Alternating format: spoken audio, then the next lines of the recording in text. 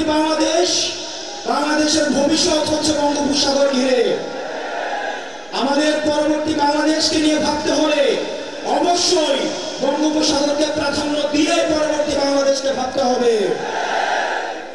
প্রিয় কক্সবাজারবাসী, আপনাদের কক্সবাজার যেমন অপার সম্ভাবনা রয়েছে, ঠিক একইভাবে অনেক সমস্যাও রয়েছে।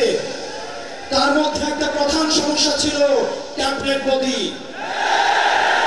আপনারা ইতিমধ্যে ট্যাবলেট বদিকে উৎখাত করেছেন, বদিকে উৎখাত করা গিয়েছে। এখন আমাদেরকে লড়াই করতে হবে ট্যাবলেটের বিরুদ্ধে, ইয়াবার বিরুদ্ধে, মাদকের বিরুদ্ধে। প্রিয় কক্সবাজারবাসী, আপনাদের আরো সমস্যা রয়েছে। রোহিঙ্গারা নোবেলের লোভে খুনি শেখ হাসিনা বাংলাদেশে রোহিঙ্গাদের তখন আশ্রয় দিয়েছিল। কোন সেফ এক্সিট নিশ্চিত না করে রোহিঙ্গাদের ভবিষ্যৎকে ঝুঁকিপূর্ণ করে তুলেছে। আমাদের অতি দ্রুত কক্সবাজারের জীববৈচিত্র্য এবং পরিবেশ বাঁচাতে হলে আমাদের এই রোহিঙ্গা সমস্যার সমাধান করতে হবে।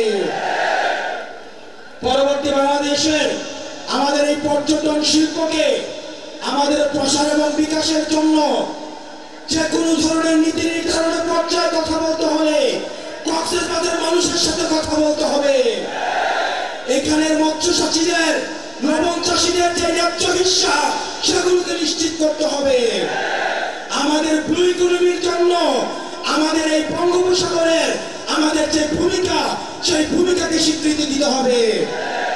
আমাদের পরবর্তী বাংলাদেশ হিমালয় থেকে বঙ্গোপসাগর, এবং সেটির জন্য আমাদের গঠনমূলক আমাদের কার্যক্রম অব্যাহত রাখতে হবে। প্রিয় কক্সবাজারবাসী, একই সাথে সাথে আমাদের সমস্যা এবং সম্ভাবনার দিকে যেমন নজর দিতে হবে, একই সাথে সাথে আমাদের যে পতিত রাষ্ট্র ব্যবস্থাকে যে নষ্ট করেছে আমাদের খুনি হাসিনার দিকে আমাদের নজর রাখতে হবে।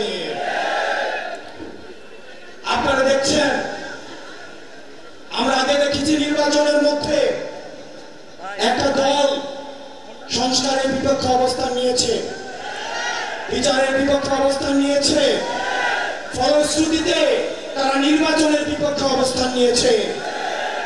আমরা বিশ্বাস করি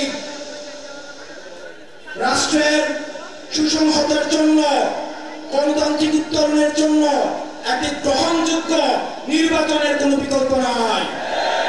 কিন্তু এই নির্বাচন যদি হতে হয় তাহলে আগের নিয়মে হওয়া যাবে না। আমরা আগে দেখেছি 22 জন মিলে একসাথে মিলে গোল দিয়েছে, রেফারি সহ সরকারি দলের পক্ষ হয়ে কাজ করেছে। আমরা চাই খেলার নিয়ম পরিবর্তন করতে হবে, খেলাকে গ্রহণযোগ্য করে তুলতে হবে। পেনাল্টির মধ্য দিয়ে গোল দেওয়াকে বিবেচনা করা যাবে না। পেনাল্টি যারা দিবে তাদেরকে রেড কার্ড দেখাতে হবে। আমরা দেখতে পাচ্ছি এখন অনেক রাজনৈতিক দল পেনাল্টির পক্ষে দাঁড়িয়ে যাচ্ছে। রেফারির পক্ষে, রেফারি যেন মাঠে খেলতে পারে সেটির পক্ষে কথা বলছে। সেটির জন্য আমাদের নির্বাচন কমিশনের পুনর্গঠন প্রয়োজন।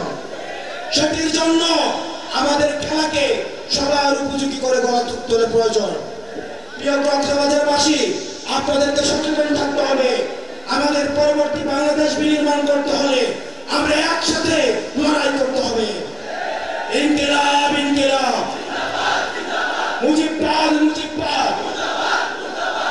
আমরা এই দেশে এখন নতুন কিছু দরকার আছে, বিচারের সংস্কারের দরকার আছে। এই মুহূর্তে দরকার বিচার আর সংস্কার, এই মুহূর্তে দরকার বিচার আর সংস্কার। ইনকিলাব ইনকিলাব।